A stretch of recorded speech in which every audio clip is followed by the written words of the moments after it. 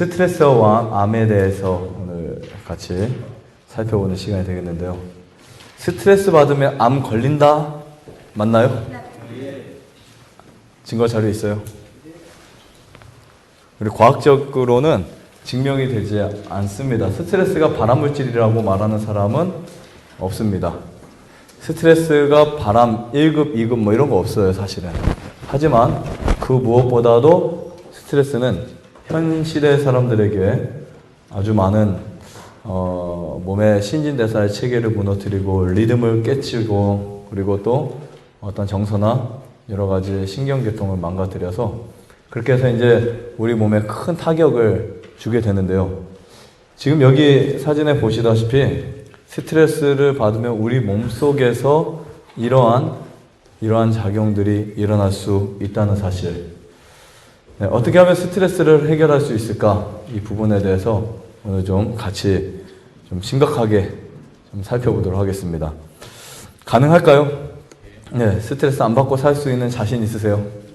네, 앞으로 이런 스트레스를 피하고 받지 않고 살 수 있는 우리 모두가 되기를 소원합니다. 우리나라 사람들이 가장 많이 사용하는 외래어가 바로 스트레스라는 단어예요. 외래어 중에서 가장 많이 사용하는 외래어가 스트레스라는 단어입니다. 스트레스 또 받았네. 뭐 이거 해도 스트레스, 저거 해도 스트레스예요. 심지어 뭐 게임하다 안 돼도 스트레스. 그렇죠? 고기 먹다가 배불러도 스트레스, 배고파도 스트레스. 예. 뭐 그냥 말만 붙였다 하면 다 스트레스 덩어리예요. 옆에 있는 사람 키가 작아도 스트레스, 커도 스트레스. 그렇죠? 우리가 그렇게 스트레스라는 말을 너무 많이 막 무자비하게 사용하고 살아가고 있습니다. 암 환자에게 스트레스는 과연 얼마나 위험할까? 네. 암 환자에게 스트레스는 치명적인 죽음을 만들 수 있어요. 무엇을 만든다고요? 치명적인 죽음. 그럼 일반 사람들에게 스트레스는 뭐가 될까요? 네, 질병을 만들 수 있겠죠. 그래서 암 환자든 암 환자가 아니든 뭐를 받지 말자? 스트레스를 받지 말자. 네, 꼭 기억하시기 바랍니다. 이 스트레스 요인을 보면 뭐 아주 많이 있습니다. 부모와 자식 간의 관계, 사고, 염려, 미래에 대한 걱정, 그 다음에 또 지식의 증가로 인한 스트레스, 돈이 많아져서 받는 스트레스, 돈이 없어서 받는 스트레스, 상대적 빈곤감에서 허덕이는 스트레스, 뭐 등등 아주 많습니다. 그렇죠?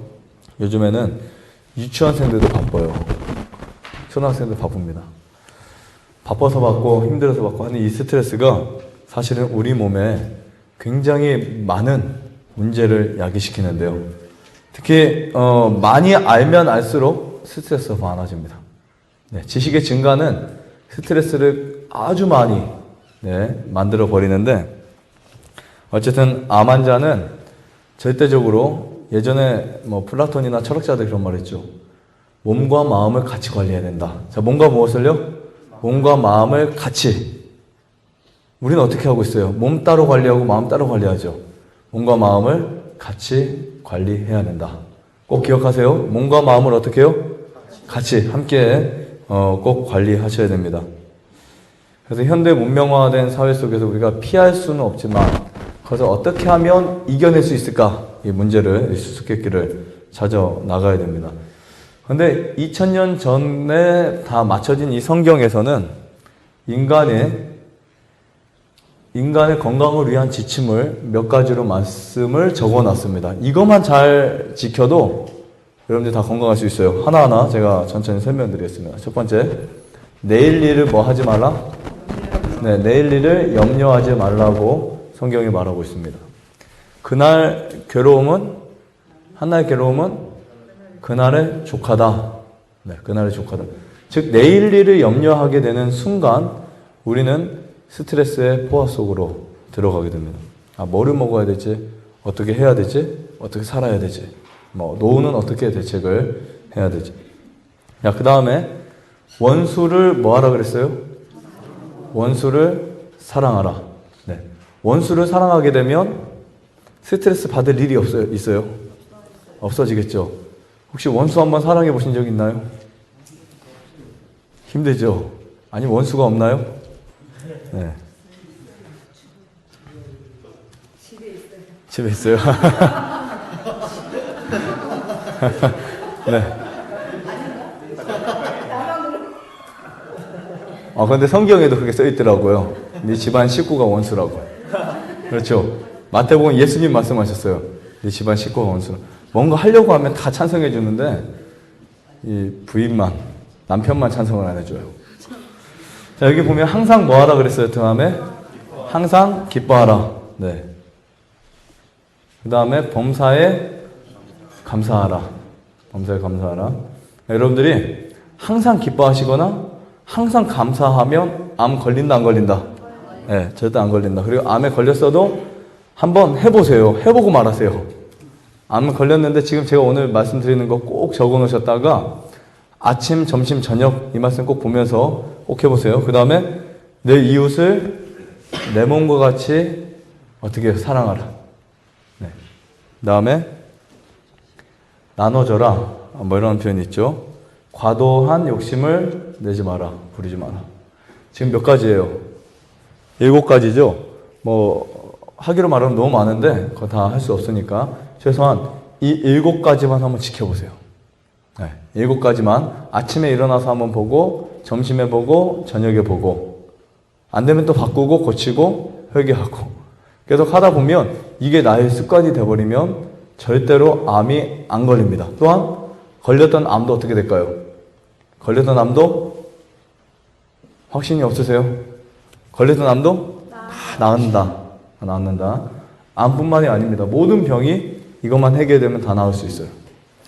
그래서 이런 말씀을 여러분들 지침 속에 꼭 새겨보세요. 해결됩니다. 이 스트레스가 우리 인체에 어떤 반응을 하냐면 호르몬을 분비시킵니다.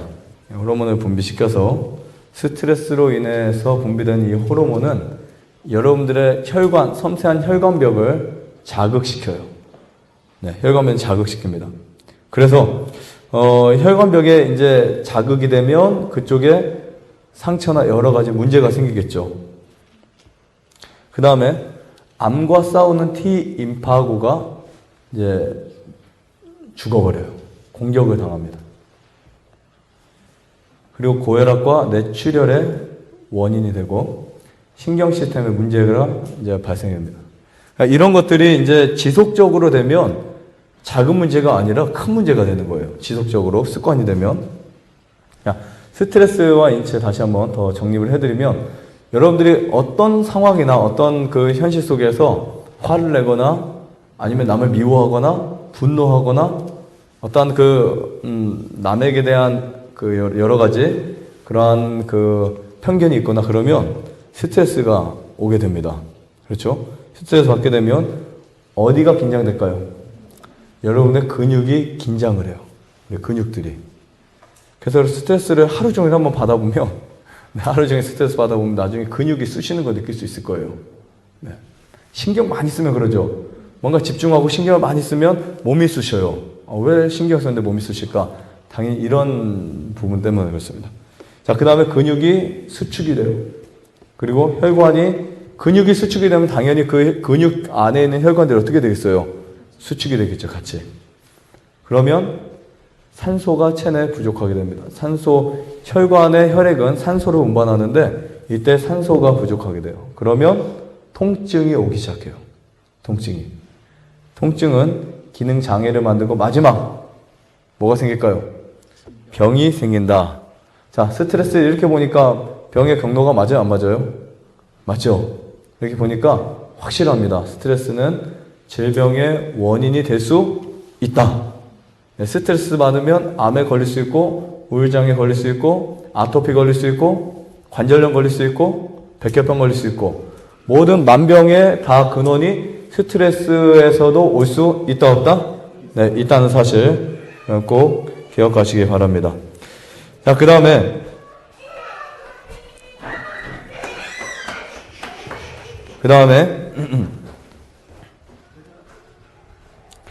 자, 여기 보면 우리 몸이 있어요. 우리 몸은 뭔가 스트레스를 받게 되거나 어떤 위험한 일을 경험하게 이렇게 직면하게 되면 어떠한 그 위험한 일을 직면하게 되면 아드레날린이 분비가 됩니다.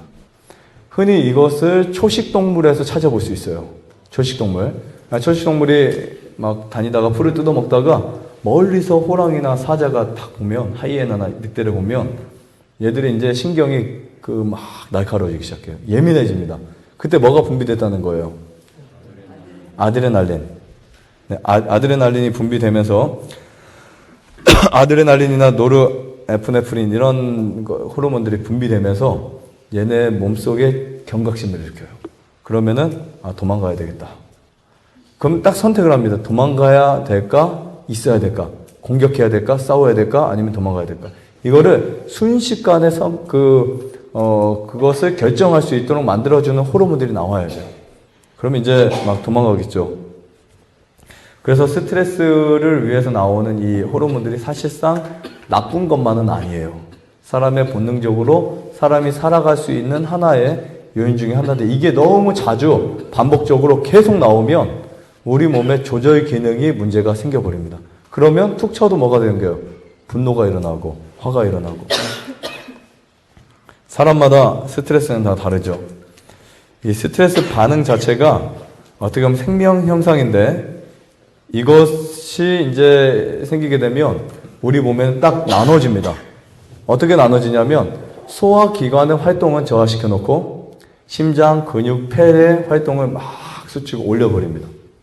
올려가지고 산소와 포도당을 근육 속으로 공급하면서 심박동이 이제 빨라지고 혈압이 상승하게 돼요. 네. 이렇게 위험 신호를 만나게 되면 근육과 폐의 심장 활동을 막 증가시키기 시작해요. 두근두근거리고 뭔가 가만히 앉아 있으면 안 될 것 같아요. 그러면서 음식을 먹으면 소화가 안 되니까 이때 음식 먹으면 절대 안 돼요. 네. 소화기관의 기능은 저하되어 있기 때문에 음식 먹으면 거의 백발백중 그게 다 독이 될 수 있다는 거죠. 그 다음에 이제 산소와 포도당을 근육 속으로 공급하기 위해서 심박 증가가 생기고 혈압이 쭉 상승합니다. 이런 것을 아드레날린의 작용이다. 이런 표현을 쓰는 거예요. 자, 무슨 작용이라고요? 아드레날린의 작용이다.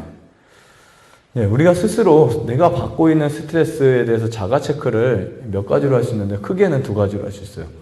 첫 번째, 신체적 체크, 두 번째, 정신적 체크를 할 수 있습니다. 한번 살펴보세요. 우리가 스트레스를 받으면 똑같은 말을 했는데 그냥 어제 제가 못생겼다고 했는데 기분 나빴어요? 안 나빴어요? 네. 근데 진짜 못생겼으면 기분 나빴을 거예요. 누가 나에게 막 속을 긁어버립니다. 아니면 누군가 나에게 상처를 줍니다. 그러면은 신체적 반응 속에 아니면 어떤 충격을 받게 돼요. 내가 키우던 하치가 죽었거나 내가 아끼던 포크레인이 고장났거나 스트레스 받게 돼요. 자, 그러면 어떤 증상이 일어날까요?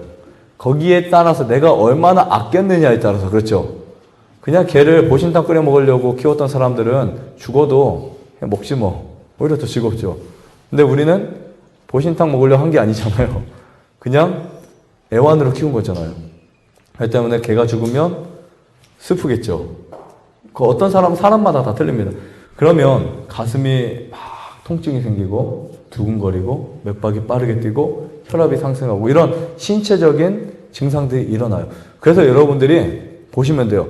내가 내 남편이 또 이런 말을 했을 때, 내 부인이 이런 말을 했을 때, 아니면 내 가족이 이런 말을 했을 때, 남들이 이런 말을 했을 때 이런 증상이 일어나나 보면은 그거는 심각한 상태예요. 이해하시겠죠?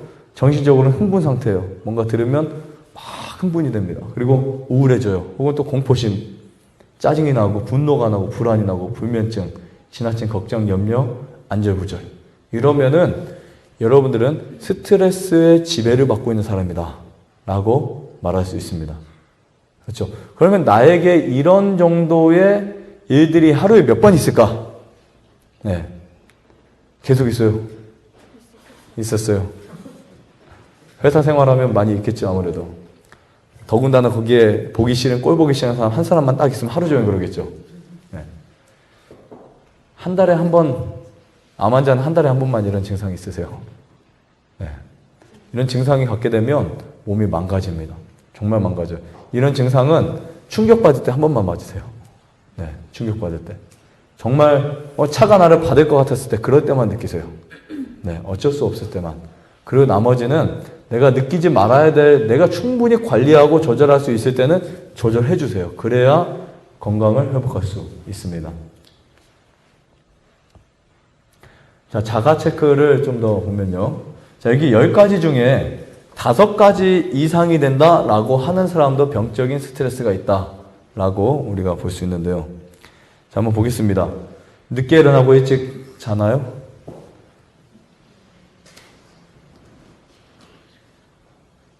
아, 죄송해요. 잘못 썼습니다. 늦게 일어나고 늦게 잔다라고 썼어야 되는데, 이런 실수도 있죠, 뭐. 네. 이런 실수를 갖다 스트레스 안 받으시죠? 네.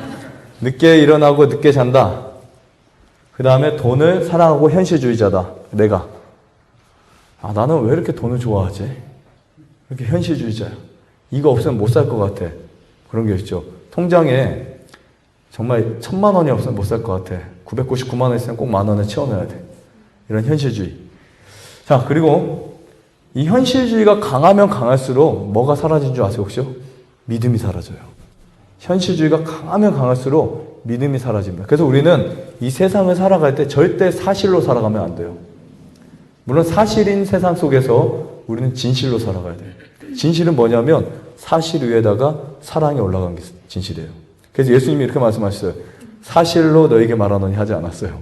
사실로 말하면 우리 큰일 납니다. 그렇죠? 진실로 말씀하시기 때문에 이렇게 살아있는 거예요. 진실과 사실은 뭔가 모르게 다릅니다. 네. 그래서 옆에 사람을 사실로 판단해버리면 다 죄인이고 다 못난 사람이고 다 나쁜 사람이에요. 근데 그걸 진실로 보게 되면 그 사람이 말을 좀 삐딱하게 해도 잘 받아들이면 되고, 그렇죠? 그 사람이 나에게 와서 이상한 나쁜 마음을 갖고 있어도 좋게 해석해 주면 돼요. 사랑은 허다한 무엇을 덮는다? 허다한 죄를 덮는다. 성경 말씀의 원칙입니다. 그러니까 사랑은 모든 것을 덮을 수 있대요. 모든 것을. 사랑이 덮어버리지 못하는 것은 하나도 없습니다. 그 다음에 시간을 정말 잘 지키고 있나? 내가? 네. 나는 정말 시간의 완벽주의자야. 우리나라 모든 사람이 코리안 타임을 가지고 있지만 나는 그래도 정확해. 그렇다고 시간 지키는 거 나쁘다는 말은 아니에요. 네, 강박증이에요. 자, 그 다음에 운전하는 나의 모습. 차가 밀리면 짜증나고 욕이 나온다든지, 크락션을 막 누르고, 막 창문 열고 막 한다든지, 네. 혹시 그러진 않으시죠? 남자분들. 네. 네? 네. 네. 네. 누가요?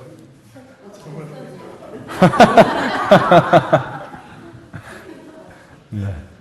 저도 운전에 되게 급한 사람이거든요. 사실 사람의 성격은 운전할 때 나타난다 하는데 1년에 딱지를 막 80만 원, 100만 원 가까이 떼었어요. 아, 지금은 아니에요. 지금 거의 줄었어요. 근데 그렇게 급했었어요. 근데 이게 조금씩 다듬어지더라고요. 조금씩은 다듬어지는데, 자, 그 다음에 5번째, 식사가 빠른가? 네. 빠르나요, 여러분, 식사? 그리고 일주일 한 번 진정한 쉼을 가지고 살아간다. 안식일 지킨다고 다 쉬는 거 아니더라고. 안식일 예배만 드리지 나 오후에는 똑같이 생활하더라고요. 네. 안식일 정말, 아니면 일주일 하루를 정말 천연계 속에서 아주 편하게 여유롭게 쉬는 삶을 살고 있는가. 자, 그 다음에 7번째, 뭔가 자주 불안해요. 정말 내가 자주 불안한 거, 어떤 작은 일에 있어서. 8번째, 걱정과 근심이 생기면 잠이 유독 안 온다든지, 혹은 다투게 되면 화가 쉽게 가라앉는지, 아니면 그 화가 3일, 일주일, 열흘 가는지. 그렇죠? 그 다음에 10번째, 기다리는 시간을 참지 못하는지. 밥이 10분 늦게 나오면 막 짜증이 나면 분노가 일어나요. 여러분, 이 10개 중에서 나는 5개 이하로 갖고 있는 분 있으세요? 5개 이하세요? 심각한 스트레스 받지 않는 거예요. 그런데 여기에서 5개 이상 받게 되면 나는 지금 스트레스 속에 뭔가 좀 조절을 할 필요가 있다는 거죠. 여기 5개 이상이 되는 분들은 단련을 시켜야 돼. 그거를 가지고 많이 기도하고 많이 생각하고 자제를 해야 됩니다. 자, 그러면 스트레스 자가 증상을 만든 스트레스 요인들을 보면요, 막 이런 것들이에요. 막 얽매이는 시간이 많아요. 뭔가 얽매이고 뭔가 이렇게 그런 것들이 굉장히 많습니다. 도시 생활, 뭐 인구 밀집, 그 다음에 세 번째 소음, 뭐 기계 소리나 좋지 않은 음악, 그 다음에 교통, 또 악한 말들, 막 험담하는 말들, 이런 것도 맞아요. 그 다음에 불확실한 미래, 정말 뭐 내 노후 재택이나 이런 것들, 그리고 필요 없는 염려, 걱정, 근심, 비정상적인 가족 관계, 뭐 핵가족 시대도 마찬가지예요. 요즘에 가족들이 이렇게 모이면 같이 한 자리에 모이는 일이 거의 없지요. 네, 시대가. 경쟁 사회라든지 욕심이라든지 이런 것들이 우리의 스트레스의 요인 중에 하나입니다. 가만히 보면 이 세상에는 스트레스를 주고 사는 사람들이 있어요. 그거 안 주면 직성이 안 풀리는 사람도 있어요. 그렇죠? 가만히 보세요. 그런 사람이 있는지 없는지. 뭔가 무슨 일만 있으면 다 말합니다. 야, 얘는 어떻고 쟤는 어떻고 막 해가지고 막 스트레스를 막 쏟아부어요. 이 사람한테 붓고 저 사람한테 붓고 풀리지 않으면 여기 가서 말하고 저기 가서 말하고 뭐 한 가지 보면 뻥튀기 해서 말하고. 그게 뭐 하는 행동이에요? 스트레스 주는 행위예요. 그러면 그것을 받고 잘 받는 사람이 있어요. 아, 고맙다. 스트레스 잘 받아 이제. 그래서 그 스트레스가 쌓입니다. 그리고 또 한 부류는 스트레스를 받지 않는 사람들이 있어요. 나 그동안 받은 스트레스 너무 많은데 사양할게. 주지 마. 스트레스 차단합니다. 이럼 어떤 사람이 돼야 될까요? 스트레스 주는 사람은 안 되지. 더더욱 안 되지만 받는 사람도 안 됩니다. 스트레스를 받지 않는 사람 노력하셔야 돼요. 어떤 보면은 성격이 별난 사람 다 있잖아요. 그러니까 아무것도 아닌데 그 문제를 크게 만들어 스트레스 주면은 또 거기에 민감하게 반응하죠. 참는 시간도 없습니다. 바로 듣고 팍 받아버려요, 스트레스를. 네. 거의 대부분 성격 급한 사람들, 다혈질의 사람들이 듣자마자 그냥 분노가 팍 올라오고 그랬죠. 네, 그렇게 잘 받게 되면 큰일 납니다. 이 스트레스는 좀 피할 줄도 알아야 돼요. 그리고 차단할 줄도 알고 사용할 줄도 알아야 돼요. 여러분 앞으로는 커피나 술이나 고기만 사용하지 마시고 스트레스도 좀 사용해 주세요. 사람들에게 나는 스트레스 먹을 수 있는 양이 없습니다. 주지 마세요. 라는 말도 해줄 필요가 있습니다. 안 그러면 계속 오거든요. 스트레스가. 여러분 이것을 마음에 담아두면 암이 돼요. 암이. 이 심리학적으로 보면 암 환자들의 대부분의 사람들이 다는 아니에요. 다는 아닌데 이 뭔가 스트레스를 많이 받고 해결하지 못하고 말 못하는 착한 분들, 이런 분들이 암에 걸리는 경우가 많이 있습니다. 막 따지고 소리 지르고 그런 분들은 고혈압에 걸려요. 그렇죠. 네, 흔히 그렇지 않아요? 주변에 보세요. 고혈압 걸린 분들 보면은 소리 빽 지르다가 쓰러지잖아요. 뒷목 만지고. 네. 그리고 이것도 저것도 아닌 분들, 혹시 당뇨 환자 안 계시죠, 여기? 네. 어쨌든 성격으로 보면 다는 아니지만, 네. 그런 것들이 그냥 있는 말은 아닌 것 같습니다. 네. 스트레스와 암, 과연 어떤 관계를 가지고 있을까? 여러분, 스트레스를 받게 되면 대부분의 사람들의 소변에서 산도가 떨어지는 것을 경험할 수 있어요. 자, 뭐가 떨어진다고요? 산도가 떨어져요. 이 산도가 떨어지면 굉장히 몸에 큰 증상들이 일어납니다. 몸에 해독을 못하고, 그 다음에 살균을 못하고, 몸을 정리를 못합니다. NK세포의 활동성을 떨어지게 만들어요. 암을 죽이는 세포들이 점점점 기능이 사라지게 됩니다. 그리고 기능을 잃어버려요. 그 다음에 자주 나오는 아드레날린 있죠. 항체를 파괴시켜요. 적결 림프구 활동을 적게 만듭니다. 그 다음에 코티솔을 분비시켜요. 우리 코티솔이 분비되면 우울증의 가장 큰 원인이 돼요. 그래서 스트레스를 계속 받게 되면 100% 우울증 다 걸립니다.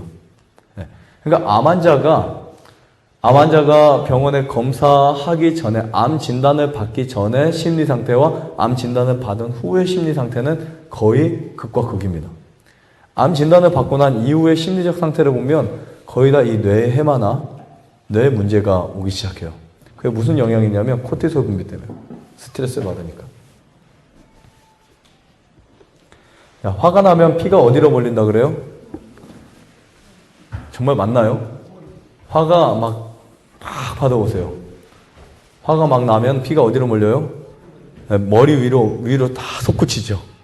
그럼 여기서 어떤 문제가 생기냐면 손, 발, 말초신경까지 있는 모든 혈액들이 집중적으로 어디로 올라가냐면 머리 위로 다 올라가 버려요. 올라가 버립니다. 화가 난다는 말은 생각이 많다는 말이에요. 화가 난다는 말은 뭐가 많다는 말이에요? 생각이 많다는 말입니다. 그리고 그렇게 되면 손발, 배가 차가워지면서 소화가 안 되는데요. 보시면 백혈구 시스템에 큰 문제를 가져옵니다. 이 백혈구는 크게 두 가지로 나눠 있습니다. 림프구와 과립구로 나눠져 있는데 이 백혈구의 어떠한 그 기능들에 이제 문제가 생겨요. 이 백혈구의 문제가 어떻게 생기냐면 한쪽의 과립구가 스트레스 받을 때마다 자꾸 늘어나면서 죽어요. 시체가 쌓입니다. 그것을 염증성 반응이라고 그래요. 네, 염증성 반응이라고 그럽니다. 그러면 이 염증 반응이 우리 점막세포에 일어나는데 입점막, 장점막, 식도점막 이렇게 되면서 우리 몸에 림프 활동이나 이런 게 안 되면서 암에 걸리게 만들어요. 자, 우리 성경 같이 한번 읽어보도록 하겠습니다. 시작. 마음의 즐거움은 양약이라도 심령의 근심은 뼈로 마르게 하느니라. 네. 잠언 17장 22절 보면 마음의 즐거움은 뭐라 그랬죠? 양약이다. 심령의 근심은 뼈로 마르게 한다. 공감하세요? 네, 이거 진짜 뭐 그냥 지나가는 말 아닙니다. 이거 꼭 말씀을 마음속에 새기시기 바랍니다. 자, 마음의 즐거움은 어떤 약보다도 최고 좋은 약이 될 수 있지만 근심하게 된다. 걱정 많이 하게 된다. 염려하게 된다. 그러면 뼈가 말라요. 그래서 아이들이 근심 걱정 많이 하는 거 봤어요? 그러면 아이들 키 안 커요. 정말입니다. 아이들이 걱정을 많이 하잖아요. 뼈가 약해져서 클 수가 없어요. 그래서 하나님이 어렸을 때 아이들 엄청 많이 웃게 만드는 거예요. 아이들 보세요. 지나가도 웃고 바람 불어도 웃고 이해도 웃고 아해도 웃고 그래서 간지럽혀도 웃고 항상 웃잖아요. 근데 어른들이 어른 앞에 가서 그렇게 하면은 너 미쳤냐? 그러죠. 네. 우리 아이들은 아플 때 빼놓고요. 그냥 이렇게도 웃고 저렇게도 웃어요. 너무 낄낄대고 뭐가 웃겨서 이렇게 웃지? 같이 웃어지는 거예요. 근데 어른들은요 하루에 몇 번 안 웃습니다. 네. 자, 마음의 즐거움은 양약이라도 심령의 근심은 뼈로 마르게 한다. 진리죠? 네, 진리입니다. 아무리 먼 세월이 가도 이 말이 바뀔 수는 없어요. 그렇죠? 마음의 즐거움을 갖게 되면 암에 걸려도 심령 근심은 치료가 된다. 이런 말이 나올 수가 없습니다.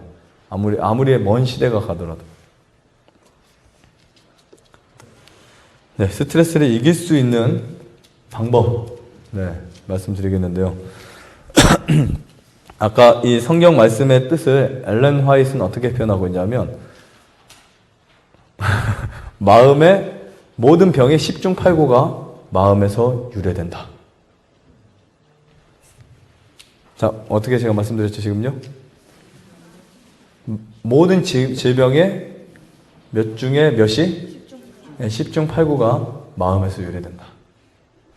그러니까 여러분들이 어떤 마음을 갖고 있느냐에 따라서 질병을 이길 수도 있고 못 이길 수도 있고 걸릴 수도 있고 안 걸릴 수도 있고 그렇죠. 그래서 우리가 보통 마음이 나쁜 사람, 성질이 막 이상한 사람을 보면 뭐라고 하죠? 심보따리 고쳐라. 그런 말 하죠. 심보따리 고치라고. 네. 저희 그 센터에 하는 분 중에 이 대장암에서 폐암, 그 다음에 이 임파선 암까지 오신 분이 있는데 이분이 암이 빨리 나기 시작했어요.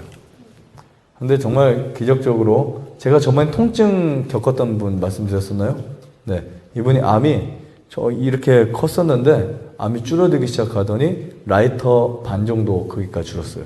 근데 그거를 그 당시에 저희 아버님이 봉침을 놔주셨으니까 저는 그거 본다고 항상 쫓아가서 같이 보고 아버지는 봉침 넣고 그리고 라이터 갖고 나와서 갖다 드리면 체크를 하고 크기를 신기하게요. 하루가 다 봉침은 이틀에 한 번씩 넣습니다. 이틀에 한 번씩 가서 보면은 암이 조금씩 계속 줄어드는 게 보이는 거예요. 근데 그때 이분이 좋아했던 노래가 세상에서 방황할 때. 그 노래 아시죠? 그런 감동이 있고 기쁘고 행복하고 나 같은 주인 살리신 막 이런 감동이 있을 때 암이 줄어들기 시작했어요. 근데 암이 줄어서 거의 이렇게 줄었을 때 이분에게 어떤 난관이 오게 됐냐면 뭐 안 그래도 돼요. 이거는 자기 선택이었어요. 남을 미워하지 말아도 되는데 미워하기 시작한 거예요. 그냥 고연히 가만히 있는 사람을 여기 온 다른 환우를 미워하기 시작한 거예요. 미워하는데 정말 많이 미워했어요. 눈빛도 틀려지고 웃지도 않고 속상하고 본인 나름대로.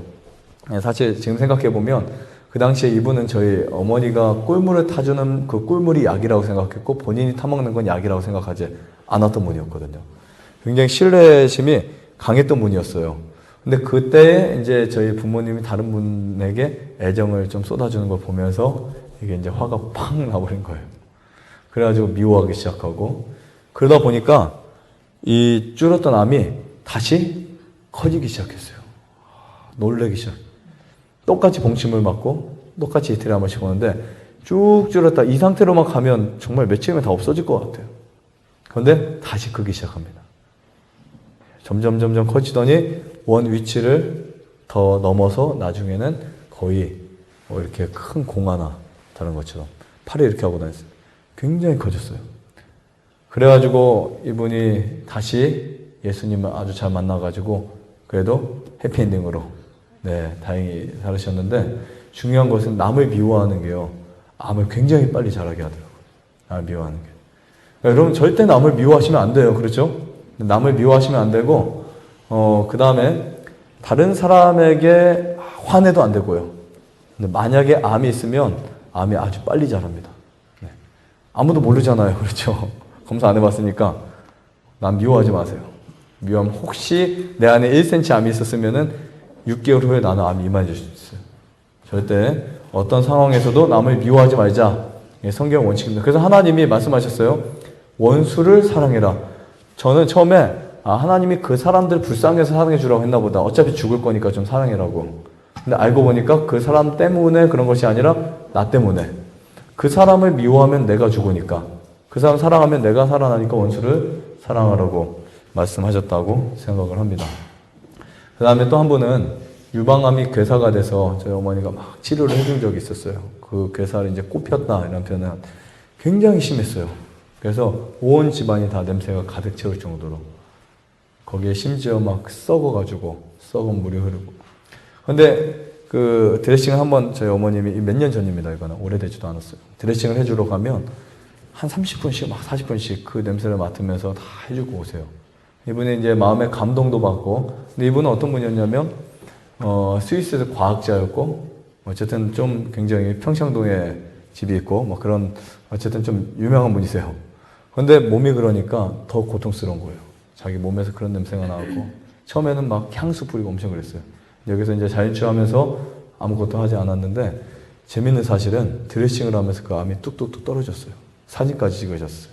그래서 그 부위가 이렇게 생겼었어요. 근데 역시 사단이 가만히 안 있죠. 스트레스를 막 받게 합니다. 누구를 통해서 받게 하냐면 그 평창동의 세입자가 이제 또 막 이렇게 하면서 소리 지르고 거의 20일, 30일 그러다 보니까 나중에는 돌아가셨어요.